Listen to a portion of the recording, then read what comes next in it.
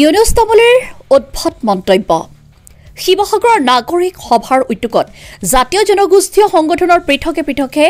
এজাহাৰ দাখিল শিৱসাগৰ সদৰ থানাত এজাহাৰ দাখিল অসম ছাত্ৰ সন্মিলন সদৌ অসম অনুসূচিত জাতি ছাত্ৰ সন্থা আক্ৰাসুৰ আৰু অসম জাতীয়তাবাদী যুৱ ছাত্ৰ পৰিষদৰ এজাহাৰ দাখিল আহোম সেনাৰো খিলঞ্জীয়া জনসাধাৰণক অপমান আৰু সাম্প্ৰদায়িক সংঘৰ্ষ লগোৱাৰ চেষ্টা কৰাৰ অভিযোগ ইউনুছ তামুলীৰ বিৰুদ্ধে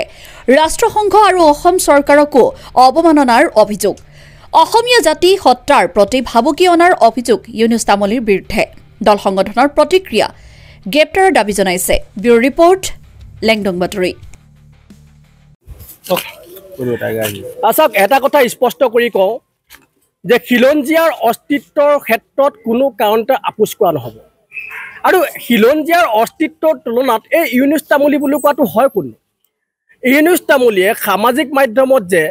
খিলঞ্জীয়াৰ অস্তিত্বৰ প্ৰতি ভাবুকি আনিছে গোষ্ঠীগত সংঘৰ্ষ লগাবৰ কাৰণে চেষ্টা কৰিছে সাম্প্ৰদায়িক সংঘৰ্ষ সূচনা কৰিবৰ কাৰণে এক পৰিৱেশৰ সূচনা কৰিব বিচাৰিছে গতিকে এই ইউনুছ তামুলীক আমি সকীয়াই দিছোঁ যে তুমি যদি এনেকুৱা ধৰণৰ কাম কাজবিলাক যদি বন্ধ নাৰাখা তুমি নিজৰ শিৱসাগৰতে আহি কিন্তু মাটি বিচাৰি নাপাবা সপনি পুতিবলৈ সেইকাৰণে আমি সকীয়াই দিছোঁ তেখেতক আৰু সমান্তৰালকৈ আমি ক'ব খুজিছোঁ যে শিৱসাগৰত এখন নাগৰিক সভাৰ আমি উদ্যোগ লৈছিলোঁ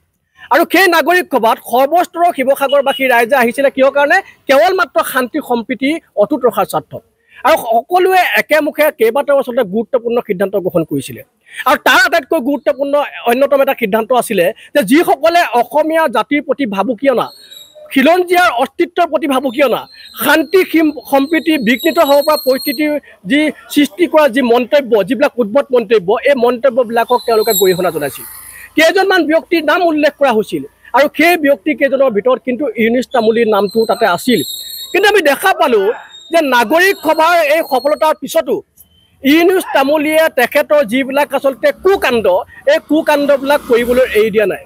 তেখেতে আচলতে অহংকাৰত গদগদ হৈ নিজকে সামাজিক মাধ্যমৰ বৰ ৰজা সজাব বিচাৰিছে কিন্তু আমি স্পষ্ট কৰি কওঁ যে ইতিমধ্যে আমি কেইবাটাও সংগঠনে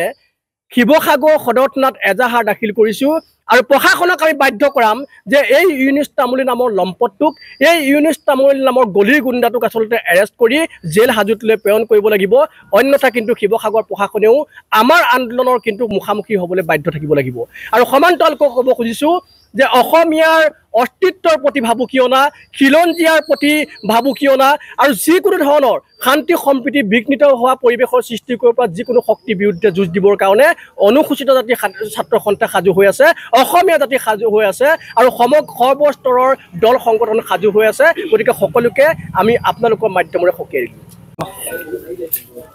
যিটো সময়ত বংগমূলীয় এখিনি মানুহে অসমখন চানি ধৰিছে যিটো সময়ত আমি অসমীয়া ভাষাটো ৰক্ষাৰ কাৰণে যুঁজ বাগৰ কৰিছোঁ অসমীয়া জাতিটোক ৰক্ষা কৰাৰ বাবে যুঁজ বাগৰ কৰিছোঁ তেনেকুৱা এটা সময়ত ইউনুছ তামুলীৰ দৰে এজন বিতৰ্কিত ব্যক্তিয়ে অসমৰ বা শিৱসাগৰৰ শান্তি সম্প্ৰীতি বিনষ্ট কৰিব পৰা যি মন্তব্য দিছে তাক আমি ধিক্কাৰ জনাইছোঁ এনেকুৱা মন্তব্য কোনো কাৰণতে গ্ৰহণযোগ্য নহয় শিৱসাগৰৰ 5টা জাতীয় জনগোষ্ঠীয় সংগঠনে